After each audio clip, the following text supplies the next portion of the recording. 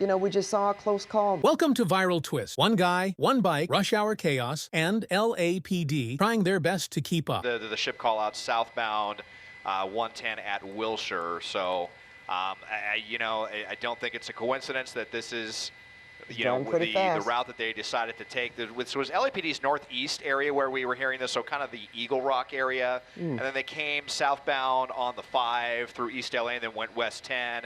And once they got off at Alameda, I kind of started to think that this was going to be the strategy of the suspect. So they are in some rush hour traffic, which is really advantage motorcycle right now. Very nimble, very easy to squeeze between these vehicles. And LAPD, they were trying to re-engage there on the ground. The helicopter was saying if they get in if this guy gets through the high rises, we're going to have trouble tracking it. So they re-engaged on the ground, but now that we're in some heavy traffic, they kind of need the helicopter to try to keep tabs on the suspect as LAPD attempts to catch back up.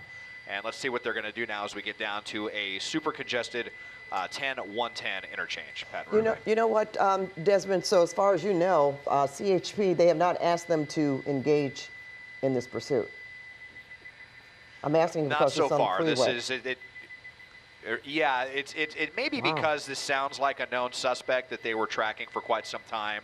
So a lot of times in situations like that, it's a pursuit that they want to keep from end to end.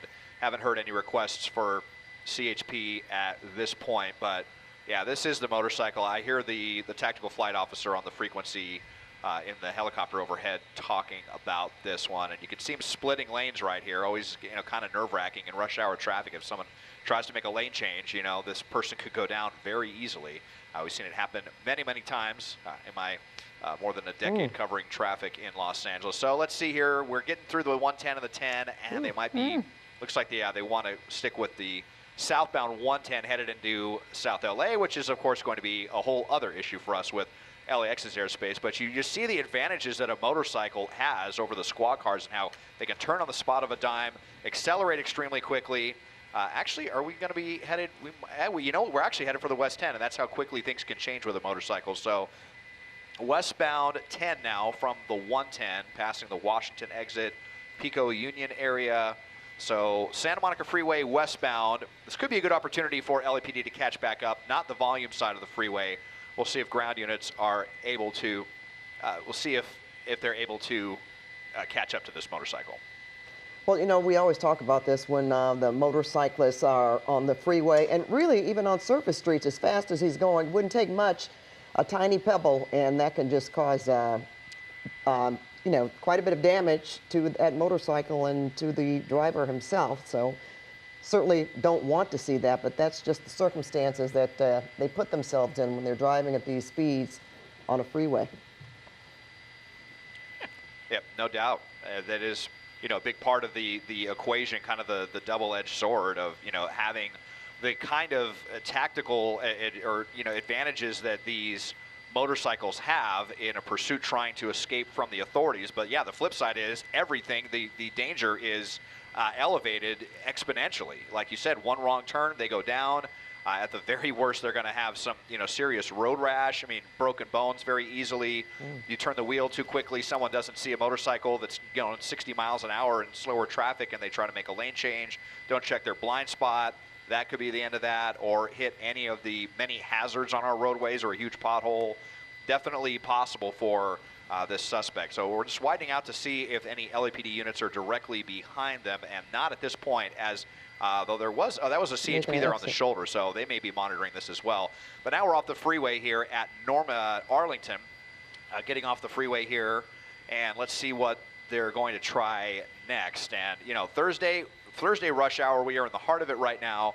One of the busiest times to commute of the entire week right now. So any surface street in this area, now we're kind of headed towards Koreatown on Western, is definitely going to be very congested. And a ton of cross traffic here. Let's see what their next move is going to be. And you're talking about the obstacles for law enforcement or the advantages for a motorcycle when we have a pursuit like this. No spike strips, that option's gone for law enforcement. And then we've seen the traffic, weaving in and out of traffic, that there's no way a car instead of a motorcycle could keep up with that in this rush hour traffic.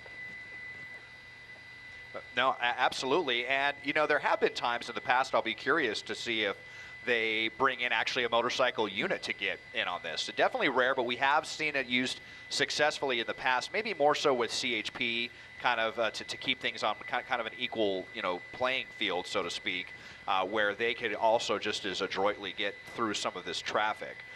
But we haven't heard a call for that. It has been kind of the typical cruisers that have been involved in this. Of course, LAPD is going to have their lights and sirens on, and hopefully people will be able to get out of the way. But then you get in congested traffic like this, and there's nowhere for anyone to even get over to yield to LAPD. So that's another complicating factor. But splitting lanes here, northbound Western, getting into one of the densest areas of Los Angeles here into Koreatown, crossing Pico right now.